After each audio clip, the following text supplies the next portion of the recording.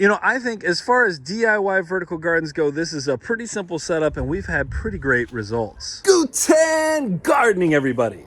Today's video is going to be a quick potato harvest with a focus on how you can spend less money and still grow some amazing produce. So first of all, I have to tell you that for the last couple of years, we've taken these cages. These are made out of the wire that you use inside of concrete that oftentimes people use as tomato cages. We've been taking those cages and we wrap them in a black plastic, and we've been growing sweet potatoes in the bottom and potatoes in the top. And today I'm just going to be harvesting the potatoes out of these. But what I want to do is give you a breakdown of the cost of this DIY vertical garden, talk a little bit about what's inside, and then show you what it is that we grew in the top of this one in particular. One of the things we have to do every year when we're harvesting the sweet potatoes out of the bottom, and I think this would be different if we were growing a different vegetable in here, but sweet potatoes require us to take off, you can see them right here, take off these little zip ties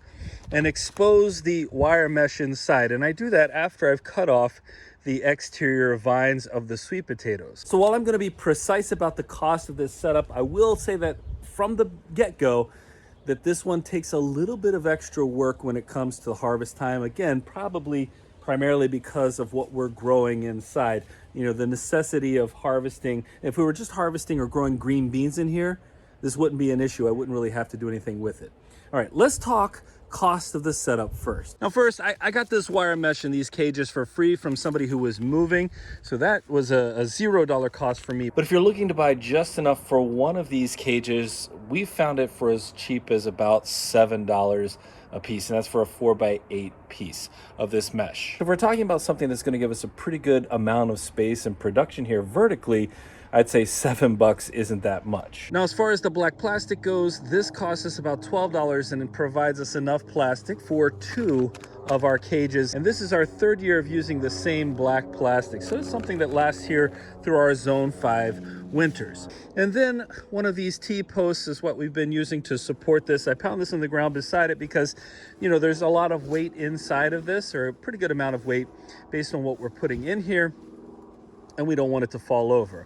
And this is nice and stable. I'll tell you that right now.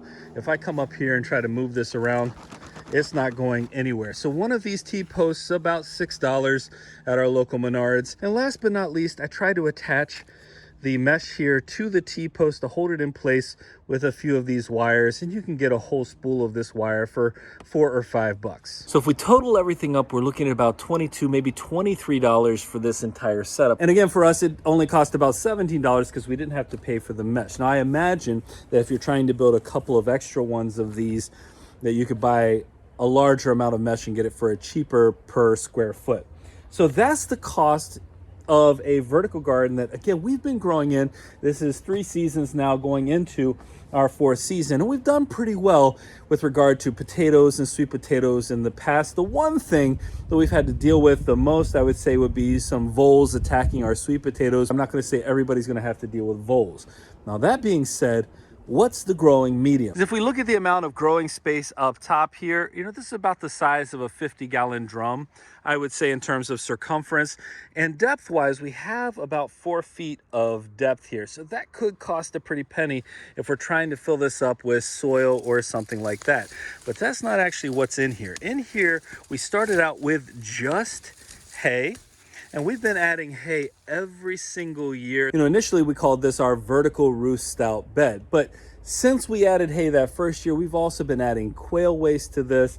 We've also been adding rabbit waste to this. We've been adding some of our quail eggs, etc. So this whole process has been byproduct, other than the initial hay, and we've also added grass as well, and other, I would say, garden compostable materials. And so other than that first year where we probably spent a couple of bales of hay, maybe $8, $10 to fill this up. Of course, it's going to compress over time.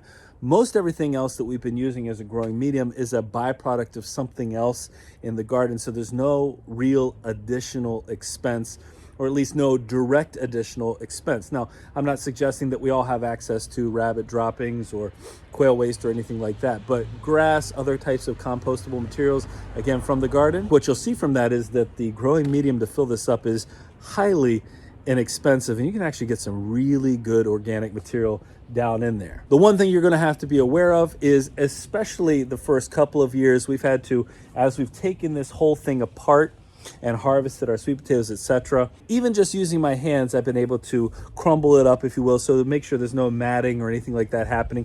Oh, we've added leaves as well. I don't want to forget any of these pieces. And leaves are definitely free in our area. And so we've been adding that up and really mixing it up nicely, so it's a much easier material to grow in year over year. And just like a root-style bed, this is one of those growing mediums that should improve over time. Now, I mentioned that you have to continuously add material because this keeps compressing.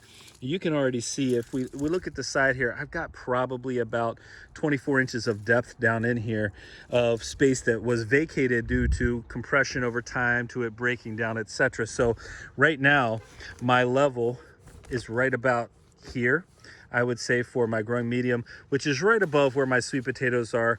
And again, that's one of the reasons why we keep the sweet potatoes at the bottom, because they need, we don't want anything to sink below where our sweet potatoes would be. Well, I'm going to go ahead, and even though you see some green on here, plenty of green, I'm going to go ahead and get the potatoes harvested out of the top here while I can still grab a hold of them to make this easier. I want to show you exactly what's growing down in here. We're just going to pull this right out of here, see what's underneath this hay. It's a Sarpo Mira. You can see size-wise, we would have had a whole bunch more in here if we waited a little bit longer, and we'd have gotten a lot more size, I think. But I imagine, I mean, take a look at this. You see all the life that was in here?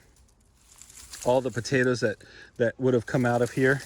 I think we're still gonna get some decent ones down in here. But these potatoes are just at a stage now where they're really coming in to develop, but I need to get them out of here because I need to harvest the sweet potatoes that are underneath anyway, because it's been over 100 days with our sweet potatoes.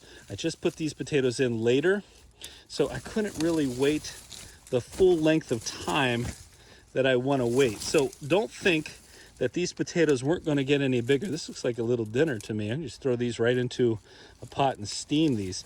You can see how many potatoes are on here. And again, one of the cool things about a vertical setup like this is I can come out, pull it right out of the top, pull the potatoes right out of the top anytime I need to harvest something. Yeah, take a look at that. So again, look at how loaded down these potatoes are. How much bigger they would have been if I had had more time to let them grow. Now, am I disappointed in this harvest? Not even a little bit. I mean, to be honest with you, we've had so many potatoes this season. I promise you, I'm not putting these in here. These walnuts are not being placed in here by me. These squirrels, what on earth? You know what I mean?